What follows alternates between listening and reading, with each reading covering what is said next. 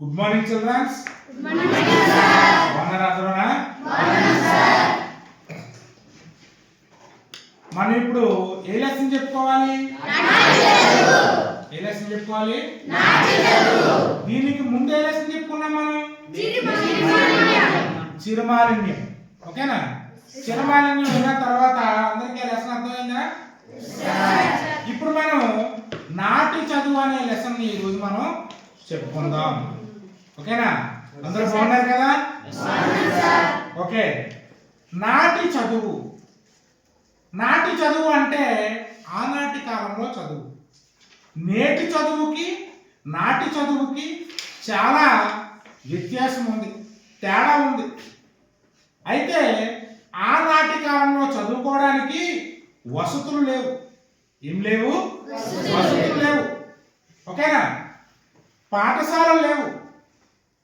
ఏదో ఒక ఊరి చివర ఒక చెట్టు కిందో ఏదో ఒక పాక వేసుకొనో ఇలా విద్యా బోధన అనేది జరిగేది. ఆ రోజు ఇన్ని రకాలుగా ఇలా బెంచీలు లేవు, ఇలాంటి క్లాస్ రూమ్లు లేవు, పెద్ద పెద్ద బిల్డింగ్స్ లేవు, బుక్స్ లేవు.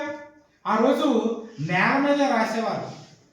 అయితే ఆనాటి చదువుని నేటి తరానికి, అంటే ఇప్పుడు మీరు చదువుతున్న పరిస్థితులకి, ఇప్పుడున్నటువంటి సౌకర్యాలకి, ఇప్పుడున్నటువంటి వసతులకి, వీటన్నిటినీ కూడా వినియోగించుకొని విద్యార్థులైనటువంటి మీరు బాగా చదువుకొని భవిష్యత్తులో ఒక గొప్ప స్థాయిలో ఉండాలి అన్న ఉద్దేశమే. ఓకేనా? కాబట్టి నాటి చదువు ఎలా ఉందో ఈరోజు మీకు 8th క్లాస్లో నాటి చదువు అనే పాఠం ద్వారా మీకు పరిచయం చేయబోతున్నారు. కవి ఎవరు అంటే ఆచార్య మామిడిపూడి వెంకట రంగయ్య. ఓకేనా? ఆచార్య మామిడిపూడి వెంకటి రంగయ్య. ఈయన కాలం చూసుకున్నట్లయితే 1889 1981 మధ్య కాలానికి. అయితే ఈయన జన్మస్థలం కనుక చూసుకున్నట్లయితే నెల్లూరు జిల్లా కోవూరు తాలూకా పురిని గ్రామంలో జన్మించారు. ఓకేనా? అయితే తల్లిదండ్రులు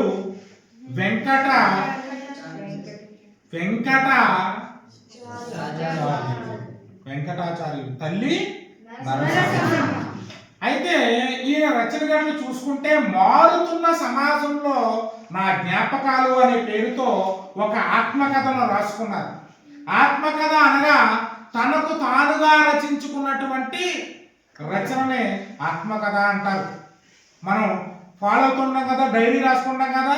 డైలీ మనం ఏం చేస్తాం? ఒక డైరీ ఫాలో అవుతూ ఉంటాం కదా. అదే దాన్నే మనం తెలుగులో ఏమన్నామంటే ఆత్మకథ అంటారు. తనను గురించి తాను రాసుకునే కథనే ఆత్మకథ అంటారు. అలా ఆనాటి కాలంలో మామిడిపూడి వెంకటి రంగయ్య యొక్క జీవిత విశేషాలు, ఆ రోజు విద్యాభ్యాసం ఎలా జరిగింది, ఆ రోజు వసతులు ఏమున్నాయి, ఓకేనా, ఆ బాల్యం అంతా ఎలా గడిచింది అనే అంశాలన్నీ కూడా మారుతున్న సమాజం నా జ్ఞాపకాలు అనే పేరుతో ఈయన రచించినటువంటి రచన నాటి చదువు. ఇక్కడ మనం టీఎల్ఎంలో చూస్తున్నాం. ఆ రోజు ఉపాధ్యాయులు బోధిస్తున్నారు, ఈ చెట్టు కింద కూర్చున్నారు. ఓకేనా? ఒక బోర్డు లేదు, ఏదో ఒకటి ఏర్పాటు చేసుకున్నారు. ఓకే, ఈ పిల్లలందరూ కూడా లెసన్ వింటున్నారు ఇక్కడ చెట్టు కింద. ఓకేనా? ఆ చెట్టు కింద నేల మీద రాసుకునేవారు అక్షరాలు. ఆ రోజుల్లో గ్రంథాలు ఉండేవి కావు. అంటే ఆ రోజుల్లో గ్రంథాలంటే మనకి పెద్ద బాల శిక్ష అనేది విద్యాబోధన జరిగేది. పెద్ద బాల శిక్ష అనేది విద్యాబోధన జరిగేది. పెద్ద బాల శిక్షలో అన్ని అంశాలు కూడా మనకు అక్కడ ఉంటాయి. అయితే ఈయనకి 1968లో పద్మభూషణ్ అవార్డుతో గౌరవించారు, సత్కరించారు. ఎవరిని? మామిడిపూడి వెంకట.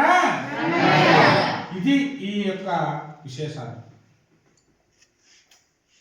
నాటి చదువు అనే కవి యొక్క జీవిత విశేషాలు ఇవి.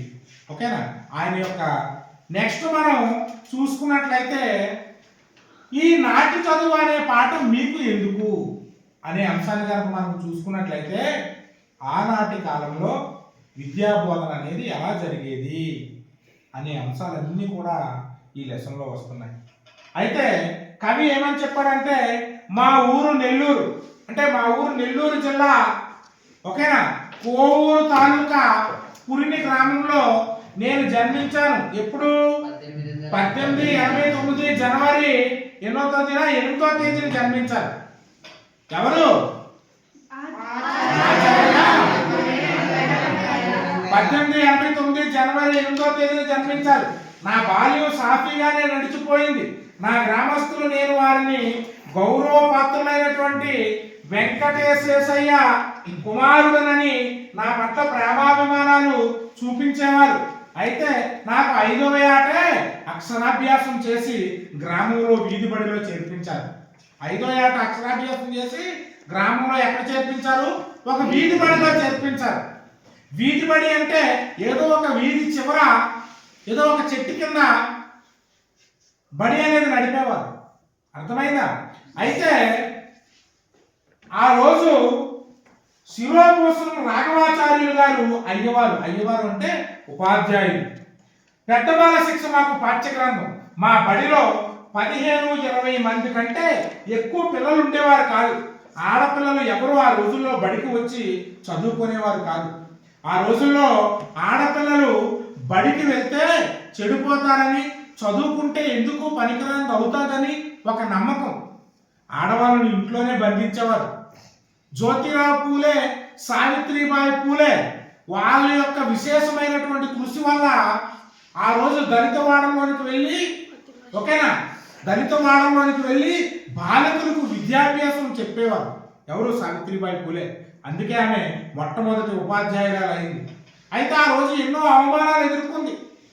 ఏంటి నువ్వు ఎలా వచ్చి ఆడవాళ్ళకు చదువు చెప్తున్నావు, ఓకేనా, ఆడవాళ్ళు చదువుకుంటే చెడిపోతుంది, ఎందుకు పనికిరానిది అవుతుంది అని చెప్పి అనేకమైనటువంటి విమర్శలు ఎదుర్కొన్నప్పటికీ కూడా ఆమె ముందుకు వచ్చి చదువు చెప్పడం ప్రారంభించిన తర్వాత ఈ రోజు ఆడపిల్లలందరూ చదువుకొని వివిధ రంగాల్లో రాణిస్తున్నారంటే దానికి కారణం సావిత్రిబాయి పూలే అని మనం గుర్తు చేసుకోవాలి. ఇప్పుడు మనం చూసుకున్నట్లయితే ఆ రోజు ఆడవాళ్ళు చదువుకునే పరిస్థితి లేదు. పాఠశాలలో ఎంతమంది ఉండేవారు? 15 నుంచి 20 మంది చదువుకునేవారు అంతే. ఈ రోజు చూస్తే ప్రతి తరగతికి 30 నుంచి 40 మంది ఉంటున్నారు. ఓకేనా?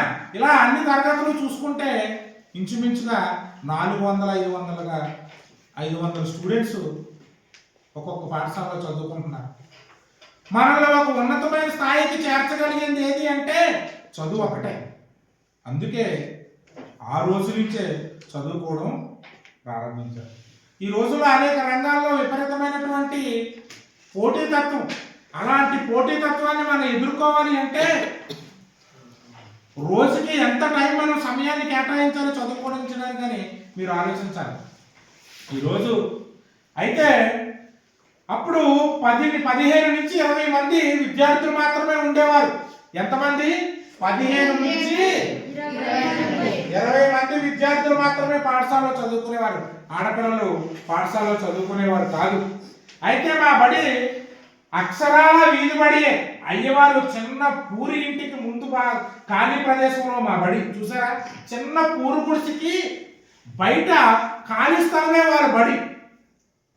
అర్థమైందా? అక్కడ ఏ విధమైనటువంటి బిల్డింగ్లు లేవు. ఓకేనా? చిన్న ఒక పూరు గుడుసు ఇంటి ముందు ఖాళీ ప్లేస్లో వాళ్ళ బడి. అయితే దానికి వీధికి మధ్య ఒక గోడ కూడా లేదు. అది వీధిలో కలిసిపోయి ఉండేది. బడిలో పిల్లలు నేల మీద కూర్చుండి వారి చదువును సాగించేవారు. కొందరు చిన్న తాటాకు చాపలు తెచ్చుకొని వాటిపై కూర్చుండేవారు. ఆ రోజుల్లో బెంచీలు వాడుకలోకి రాలేదు. పిల్లలు గోచీ పెట్టుకొని బడికి వచ్చేవారు. దానికి అదనంగా వారికి దుస్తులు ఉండేవి కావు. బడికి రాని పిల్లలు కూడా గోచీతో తిరగడం మామూలు. చలికాలంలో మాత్రం ఒక చిన్న దుప్పటను కప్పుకొని బడికి వచ్చేవారు. విద్యా విధానంలో మా కాలం ఒక సంధియుగం. పాత కొత్త కలిసిపోతున్న కాలం.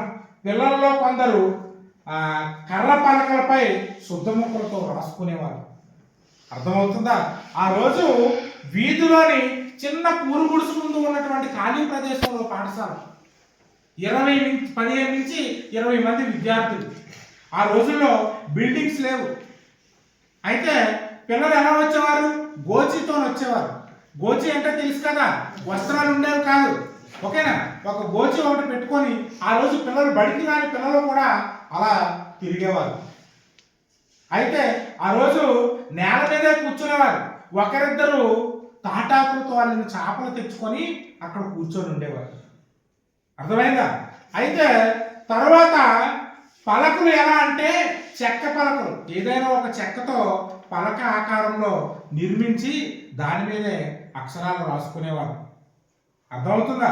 ఈ పలక మీద రాసుకునేవారు. ఆ రోజు పలకలు అందుబాటులో లేవు, పుస్తకాలు అందుబాటులో లేవు, వసతులు అందుబాటులో లేవు, బిల్డింగ్లు లేవు. ఇంత పరిస్థితులు ఉన్నప్పటికీ కూడా చదువును వాళ్ళు ఆపలేదు.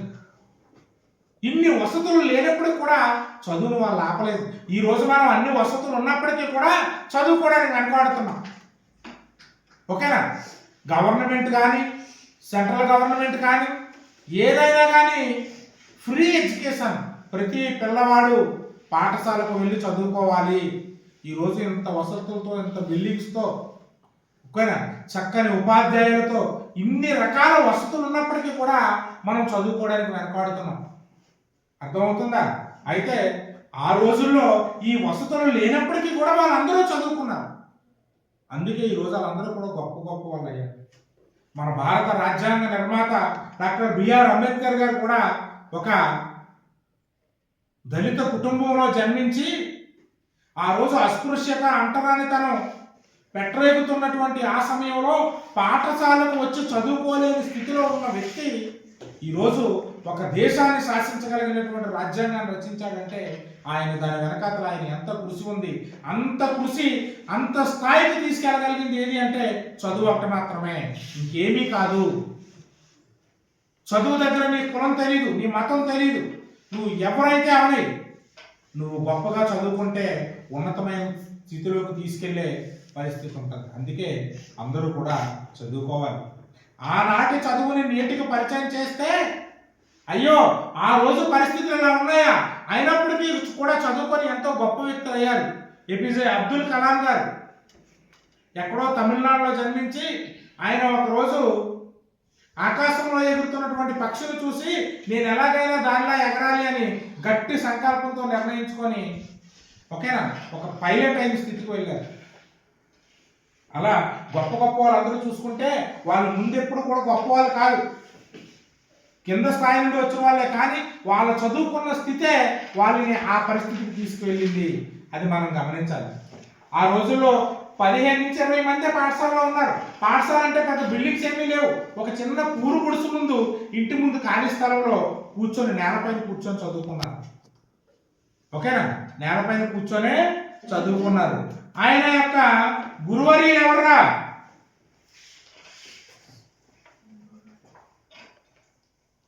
ఎవరు?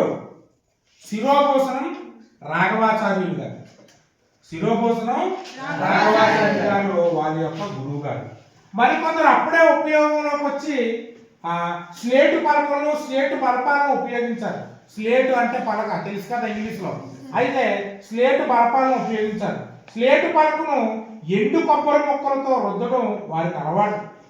ఎండు కొబ్బరి ముక్కలు ఉంటాయి కదా, ఆయిల్, ఎండు కొబ్బరి ముక్కలు నూనె ఉంటుంది. ఆ ఎండు కొబ్బరి ముక్కలతో దాన్ని క్లీన్ చేసుకునేవారు స్లేట్ని. అయితే కాగితాలు, రెక్క పెన్నులు పిల్లలే తయారు చేసుకొని ఉపయోగించేవారు. కరకాయ, సిరా కొందరు ఉపయోగించేవారు. కానీ తక్కిన వారు పాత పద్ధతి ప్రకారం గంటంతో తాటాకులపై రాయడం నేర్చుకునేవారు. నేను అలాగే నేర్చుకున్నవాడిని. తాటాకుల మీద సిరా పెన్నులతో రాసేవారు. ఆ సిరాని కూడా వాళ్ళే తయారు చేసుకునేవారు. సూర్యోదయానికి ముందే పిల్లలు బడికి రావడం మామూలు.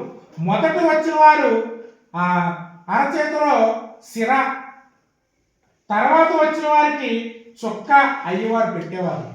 ముందు వచ్చిన వాడికేమో ఈ చేతి మీద, అరిచేతి మీద చిన్న చొక్క పెట్టేవారు. అంటే ఆ చొక్క ఉందంటే ముందు వచ్చేగానే అర్థం అనమాట. ఓకేనా, అయితే వచ్చేవారు. పిల్లలందరూ 8 గంటల ప్రాంతంలో ఇళ్ళకు వెళ్ళి, చూడండి, పిల్లలందరూ 8 గంటల ప్రాంతంలో ఇళ్ళకు వెళ్ళి చల్లన్నం తిని వెంటనే తిరిగి బడికి వచ్చేవారు. మధ్యాహ్నం 11 గంటలకు ఇళ్ళకు వెళ్ళి భోజనం చేసి 2 గంటల ప్రాంతంలో బడికి వచ్చి సాయంకాలం సూర్యాస్తమైన సమయంలో ఇంటికి వెళ్ళిపోయేవారు. నేల మీద అక్షరాలు రాసి నేర్చుకోవడం, వారి విద్య ప్రారంభమయ్యేది. క్రమక్రమంగా పలక మీద అక్షరాలను గుణింతాలు రాయటం నేర్చుకునేవారు. తర్వాత బాల శిక్షలో చిన్న చిన్న మాటలను రాసేవారు. ఈ విధంగా సంవత్సరంలో రాతను సునాయాసంగా బాల శిక్షను చదవడం వారితో పూర్తి చేసేవారు. దీనితో పాటు ఉదయం సాయంత్రం ఎక్కాలను వల్లి వేయడం ఒక దినచర్య. అర్థమైందా? సాయంత్రం పూట ఏం చేసేవారు? ఎక్కాలను వల్లి వేయడం అంటే మ్యాథ్స్లో లెక్కలు ఉంటాయి కదా, టేబుల్స్, అవి చదివేవారు. అయితే వీళ్ళందరూ కూడా బడికి వచ్చిన తర్వాత 8 గంటలకి ఇంటికి వెళ్ళి మళ్ళీ చల్లదనం అంటే చల్లదనం తినేవారు. ఓకేనా? చల్లదనం తిని మళ్ళీ తిరిగి వచ్చేసేవారు పాఠశాల. మళ్ళీ మధ్యాహ్నం 11 గంటలకు వెళ్ళి భోంచేసి వచ్చేవారు. భోంచేసి ఎన్ని గంటలకు వచ్చేవారు? 2 గంటలకు వచ్చేవారు. ఎన్ని గంటలకు వచ్చేవారు? 2 గంటలకు వచ్చేవారు. 2 గంటలకు వచ్చి సాయంత్రం అయ్యే వరకు స్టాప్ చేయి. సాయంత్రం అయ్యే వరకు పాఠశాల